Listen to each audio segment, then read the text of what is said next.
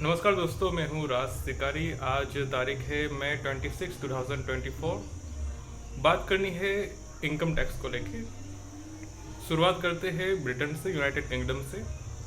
2022 में वहाँ की एक प्राइम मिनिस्टर आती है, लिज ट्रस्ट।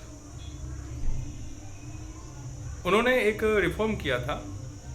उस रिफॉर्म के तहत जो कॉरपोरेट्स होते हैं, अमीर लोग, पूंजीपति लोग, बड़ी बड़ी कंपनियों के मालिक, उनका कॉरपोरेट टैक्स कम किया गया था।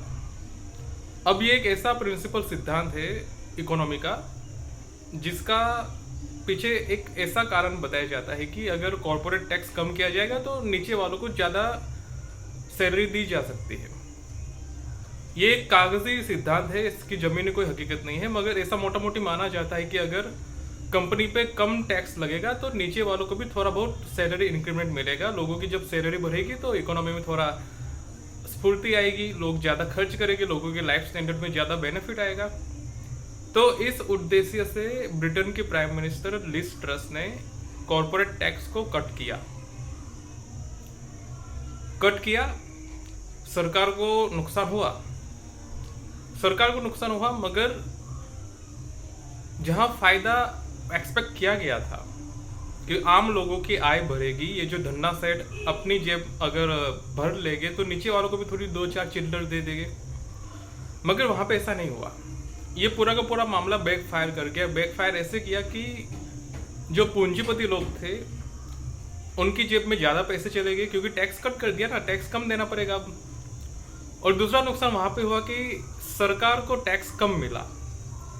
पहले जो टैक्स मिलता था वो टैक्स अब कम हो गया, क्योंकि पूंजीपतियों को छूट दे दी गई टैक्स देने से।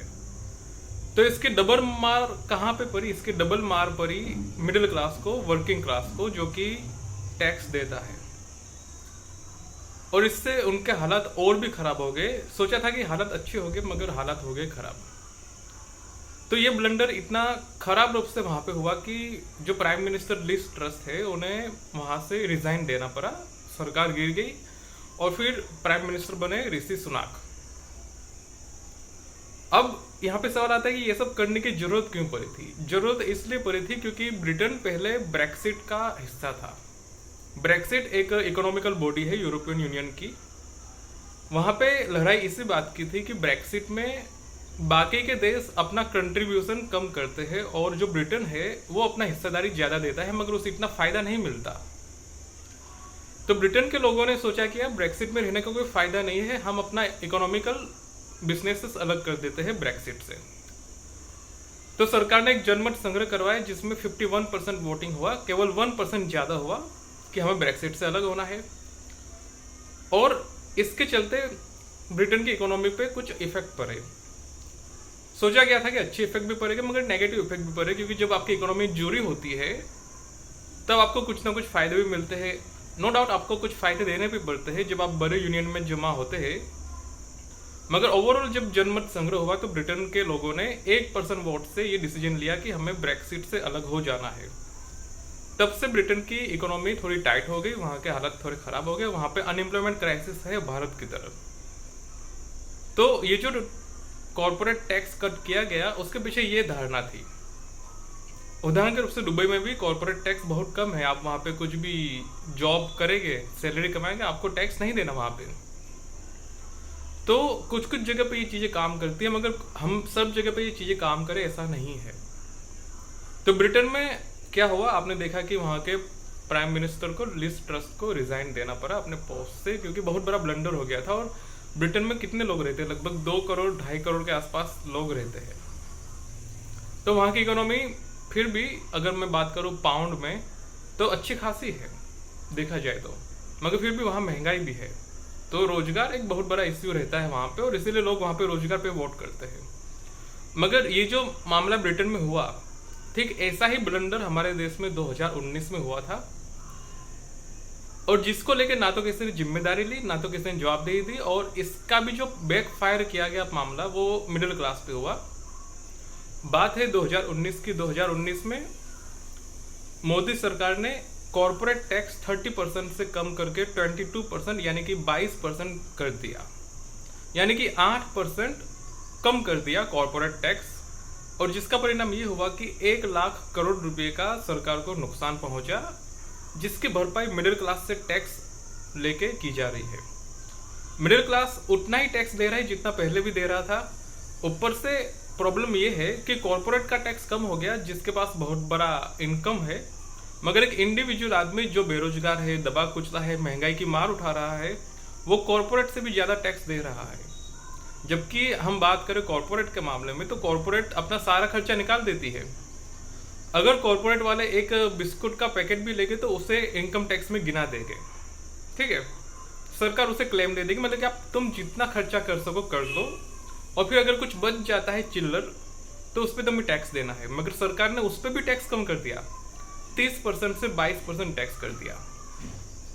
अब इसका परिणाम ये हुआ कि जो धन्ना सेठ थे, बिजनेसमैन थे, उनकी जेब भरने लगी, उनकी जेब भरने लगी, उनकी इनकम बढ़ने लगी। और इसलिए आपने देखा होगा कि पिछले जब से मोदी सरकार आई है तब से गरीब गरीब हुआ है और अमीर अमीर हुआ है, क्योंकि इसी तरीके की पॉलिसी डिजाइन की गई है कि अमीरों को फायदा पहुंचे। जो टैक्स स्लैब था कांग्रेस के टाइम में उसे बदल दिया गया। और आपको ये हैरानी होनी चाहिए कि ये जो प्रधान सेवक खुद को कहते हैं, जनता के लिए कुछ नहीं किया इन्होंने किया पूंजीपतियों के लिए, उनकी सुविधा के लिए। उन्हें टैक्स में रिलीफ दिया गया, बेनिफिट दिया गया, इंसेंटिव भी दिया गया, लोन्स भी दिए गए, लोन माफ भी किए गए, बहुत कुछ किया गया। मतलब कि कोई प्रकार की किसी चीज़ को छोड़ा नहीं गया जिससे कि धन्ना सेठ को फायदा पहुंचे। फायदा पहुंचा, लोग करोड़पति हुए, पूंजीपति हुए, मालामाल हुए, मगर गरीब वर्ग वहीं का वहीं रह गया, मध्यम क्लास वर्ग वहीं का वहीं रह गया। तो जो अमीर वर्ग था वो तो अमीर हुआ, मगर नीचे वालों को कुछ उसका फायदा नहीं हुआ। और ये एक तरीके से मैं इसे साजिश के रूप में देखता हूँ। सरकार को सब पता है कि प्राइवेट सेक्टर में कैसे काम होता है। प्राइवेट सेक्टर में कहो या डेमोक्रेसी में कहो या लोकतंत्र में कहो, सब में अगर बात करूँ तो ऊपर के लोग मलाई खा जाते हैं, नीचे वालों को कुछ नहीं मिलता, ठीक है। प्राइवेट सेक्टर की बात करो तो ऊपर के लोग ही सारे ये ऐसे कर लेते हैं, नीचे वालों को कुछ नहीं मिलता, नीचे वाले बस जिंदा रह ले उतना काफी है वहां पे। तो सरकार को जो पता है कि ये जो प्राइवेट सेक्टर में केवल चोटी के लोग ही सारा भोग विलास करते हैं, फिर भी इस तरीके की पॉलिसी बनाना और इससे देश को नुकसान पहुंचाना, देश के इनकम को नुकसान पहुंचाना, जो 1 लाख करोड़ की जो नुकसान हुआ इस डिसीजन से, उसकी भरपाई तो मिडिल क्लास कर रहा है ना। आप जो टैक्स देते हैं उससे देश चल रहा है, उससे सरकार को अपनी कमी को पूरा करना पड़ रहा है। मगर आप बेशर्मी देखिए कि 2019 में जो ये किया गया, इसके परिणाम देखिए, लोग बेरोजगार हो गए, कुछ पूंजीपतियों की जेब भर गई, लोगों को धन्ना सेठों को फायदा पहुंचा। इतना सब होने के बाद भी 2019 से 2024 आधा चला गया, मगर इस डिसीजन को अभी तक बदला नहीं गया। बदला नहीं गया तो अलग बात है, मगर इस पे कोई माफी नहीं मांगी गई, कोई रिजाइन नहीं दिया गया, कोई भी जवाबदेही नहीं दी गई, कुछ भी नहीं, पूरी बेशर्मी। ब्रिटेन में तो प्राइम मिनिस्टर ने रिजाइन दे दिया कि लो भाई मुझसे गलती होगी, मैं रिजाइन दे रही हूं। मगर भारत में किसी को कुछ, मतलब कि अगर आप पूछेंगे तो ये होगा ना। भारत में जो भी 2019 में किया गया टैक्स कट, टैक्स रिफॉर्म किया गया, स्वाभाविक बात है कि उसका सबसे बड़ा लाभार्थी वर्ग वो है जो धन्ना सेठ है।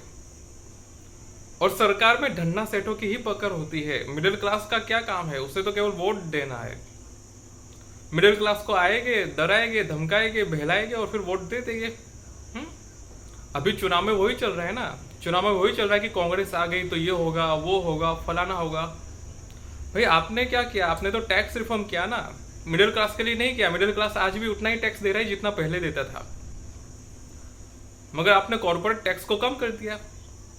तो यहाँ पे हमारे देश में किसी तरीके की अभी कोई जिम्मेदारी जवाबदेही कुछ भी नहीं है। और स्वाभाविक बात है कि सरकार में कौन बैठे हैं, तुम जाके देखो कि पार्लियामेंटेरियन जो पार्लियामेंट में बैठे हैं ये सब करोड़पति लोग हैं।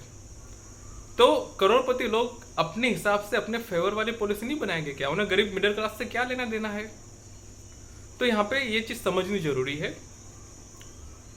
कि ये जो सरकारें हैं, और अगर आप ऐसे लोगों को वोट भी देते हैं बेवकूफी भर के, तो ये सरकारें ऐसे ही नियम बनाएगी। और मुझे लगता भी नहीं कि इनकी कोई जवाबदेही होगी। सरकार का बेसिकली मानना ये है कि अगर बिजनेसेस बढ़ेगा तो लोगों को रोजगार मिलेगा, मगर ऐसा जरूरी नहीं है। प्राइवेट सेक्टर में, एक सेकेंड, जी हाँ, तो प्राइवेट सेक्टर में होता ये है कि 10 आदमियों का काम एक आदमी से करवाया जाता है। 10 आदमी का काम एक आदमी से करवाया जाता है और उसे चुल्लू भर सैलरी दी जाती है, झांट भर की सैलरी दी जाती है उस आदमी को। मतलब कि काम की कोई लिमिट नहीं है, तुम्हें सुबह से लेकर रात तक तुमसे एकदम दबा के काम लिया जाएगा, मगर सैलरी तुम्हें चुल्लू भर दी जाएगी। कहेगा कि सैलरी इतनी है, लेनी है तो लो वरना निकल लो यहाँ से। मगर जहाँ काम की बात आती है तो वहाँ काम तुम्हें जितना हो उतना करवाओ, सुबह से लेकर शाम तक बैठने मत दो बेचारे को। तो ऐसे तो हमारे देश में ये प्राइवेट सेक्टर में काम किया जाता है और आप उसी को टैक्स रिलीफ दे रहे हैं। टैक्स रिलीफ किसको मिलना चाहिए? टैक्स रिलीफ मिडिल क्लास को मिलना चाहिए, जो 2-3 लाख रुपए कमाता भी है तो उसे इनकम टैक्स की नोटिस आ जाती है। इनकम टैक्स छोड़ता नहीं किसी को, उनके घर पे नोटिस आ जाती है कि आप टैक्स दीजिए, और अगर टैक्स नहीं भी देते तो उस पर 100% टैक्स और वसूला जाता है। ये इनके कानून देखिए आप। मतलब कि मिडिल क्लास जो सबसे ज़्यादा परेशानी में है उससे आप 100% टैक्स वसूल रहे हैं अलग से। तो इस तरीके से देश नहीं चलता, इस तरीके से आप देश को बर्बाद ही करेंगे और जो गरीब है उसे और गरीब बनाएंगे, उसे आप कुचल देंगे और क्या। और मुझे भी कहीं ना कहीं लगता है कि देश की जो सरकार है वो चाहती यह है कि भाई लोग गरीब हो जाए। गरीब हो जाएंगे तो क्या होगा? लोग ज़्यादा सवाल नहीं पूछेंगे, लोग ज़्यादा पूछेंगे नहीं, लोग ज़्यादा कुछ डिमांड नहीं करेंगे, बस उन्हें राशन दे दो, राशन दे दोगे तो बात खत्म। तो ये है, तो आपको ये समझना पड़ेगा कि ऐसी सरकार को मत बिठाइए जो कि पूंजीपतियों के हित से हो। 2019 में जो टैक्स कट किया गया उसे अभी तक फिर से रिफॉर्म नहीं किया गया है। मगर इसी सरकार को देखिए 2014 से 2024 हो गया, मगर अभी तक इनके द्वारा जो मिडिल क्लास है उसे कोई टैक्स रिलीफ नहीं दिया गया। टैक्स स्लैब में किसी तरीके का कोई चेंजेस नहीं आया है। तो ये बेशर्मी देखिए आप इनकी। अब देश के लोगों को अगर ऐसी बेशर्मी अच्छी लगती है तो लगे, मगर मैं कहता हूं कि ये देश को कहीं नहीं ले जाएगी, ये देश को गटर में ले जाएगी और कहीं नहीं ले जाएगी। सो आपको जो कहना है नीचे कमेंट करके बताइए। It is me Raj Tiwari signing off.